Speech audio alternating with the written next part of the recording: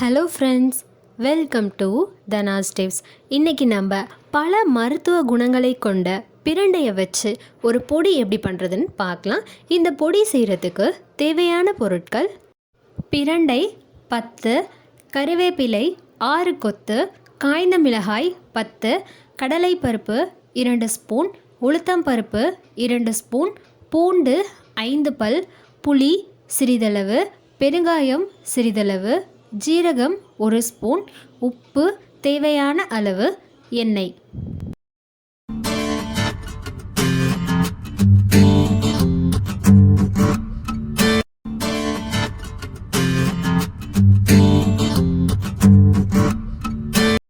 பிரண்டையை cut பண்ணுறதுக்கு முன்னாடி கையில் இந்த மாதிரி நல்லெண்ணெய் தடவி தேய்ச்சி விட்டுக்கோங்க. ஏன்னா பிரண்டையோட சாறு கையில் பட்டால் அரிக்கும்.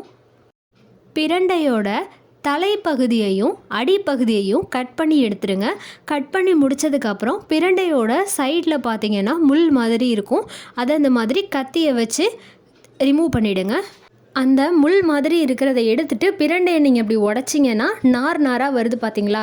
இந்த மாதிரி நாராக வந்தால் அதை எடுத்துருங்க. நான் எடுத்திருக்க பிரண்டை பார்த்திங்கன்னா முத்தலாக இருக்குது. முத்தலாக இருக்கிறதுனால தான் இந்த மாதிரி நார் மாதிரி எனக்கு வருது.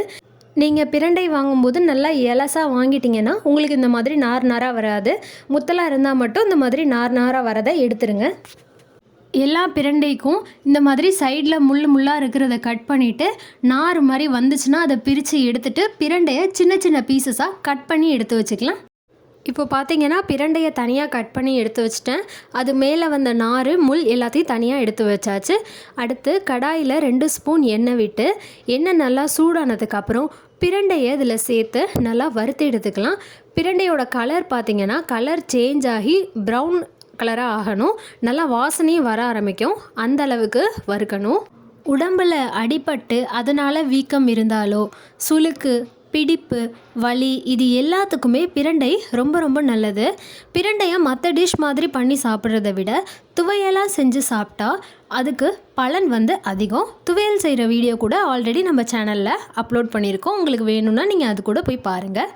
பிரண்டை பார்த்திங்கன்னா நம்மளோட உடல் சுறுசுறுப்பை அதிகரிக்கும், ஞாபக சக்தியை பெருக்கும், மூளையோட நரம்புகளை பலப்படுத்தும், எலும்புகளுக்கு ஒரு சக்தியை தரும், அப்புறம் ஈறுகளில் ஏற்படக்கூடிய அந்த இரத்த கசிவை நிறுத்தி வாய்வு பிடிப்பையும் சரி செஞ்சிரும். இதை வாரத்துக்கு 2 நாள் பிரண்டையை உணவில் சேர்த்துக்கணும். பெண்களுக்கு மாதவிடாய் காலத்தில் ஏற்படக்கூடிய முதுகு வலி, இடுப்பு வலி, இதுக்கும் பிரண்டை ரொம்ப ரொம்ப நல்லது. பிரண்டை நல்லா வறுபட்டு கலர் சேஞ்ச் ஆகியிருக்கிறது உங்களுக்கு தெரியும். இப்போ நம்ம இதில் காய்ந்த மிளகாயையும் சேர்த்துட்டு வறுத்து எடுத்துக்கலாம். பிரண்டையில் பார்த்திங்கன்னா சாதாரண பிரண்டை, சிவப்பு பிரண்டை, உருட்டு பிரண்டை, உருண்டை பிரண்டை, முப்பிரண்டை, தட்டை பிரண்டை, சதுர பிரண்டை, களிப்பிரண்டை, தீம்பிரண்டை, புளிப்பிரண்டை, ஓலை பிரண்டைனா நிறையா வகை பிரண்டை இருக்குது.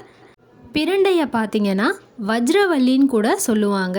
இது ஒரு கொடி வகையை சேர்ந்தது. காய்ந்த மிளகாய் நல்லா வறுபட்டு முடித்ததுக்கப்புறம் இதில் கறிவேப்பிலையும் சேர்த்துட்டு வறுத்து எடுத்துக்கலாம். பிரண்டையில் பார்த்திங்கன்னா நரம்பு தளர்ச்சியை சரி செய்யும், ஆண்மையை பெருக்கும், பசியை நல்லா தூண்டிவிடும். பிரண்டையை வதக்கி அது கூட கொஞ்சமாக மிளகை கூட்டி அரைச்சி ஒரு சுண்டைக்காய் அளவு எடுத்து டெய்லிக்கும் 2 வேளை சாப்பிட்டுட்டு வந்தால் சுவாச காசம் அப்படின்னு சொல்லக்கூடிய அந்த ஆஸ்துமா குறையும். கறிவேப்பிலை நல்லா வறுபட்டு முடிச்சிருச்சு. இப்போ இதில் நம்ம பூண்டையும் சேர்த்துட்டு வறுத்து எடுத்துக்கலாம். நல்லா இலசாக உள்ள பிரண்டையை எடுத்து நறுக்கி நெய்யை விட்டு வதக்கி நல்லா அரைச்சி காலையிலையும் சாயங்காலமும் நெல்லிக்காய் அளவுக்கு 48 நாள் சாப்பிட்டுட்டு வந்தால் இரத்த மூலம் குணமாகும். இப்போது இது எல்லாமே நல்லா வறுபட்டுருச்சு. இதை ஒரு பிளேட்க்கு மாற்றி ஆற வச்சு எடுத்துக்கலாம். இப்போது கடாயில் 1 ஸ்பூன் எண்ணெய் விட்டு பெருங்காயத்தையும் கடலைப்பருப்பையும் சேர்த்துட்டு வறுத்து எடுத்துக்கலாம்.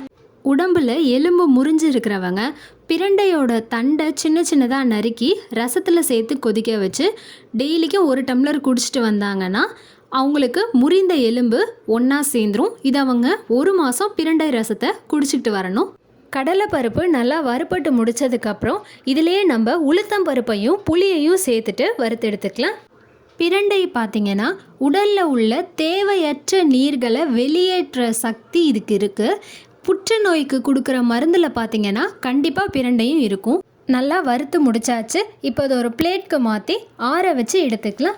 மிக்ஸி ஜாரில் பிரண்டை, காய்ந்த மிளகாய், புளி, உப்பு 4த்தையும் சேர்த்துட்டு இந்த மாதிரி அரைச்சி எடுத்துக்கலாம்.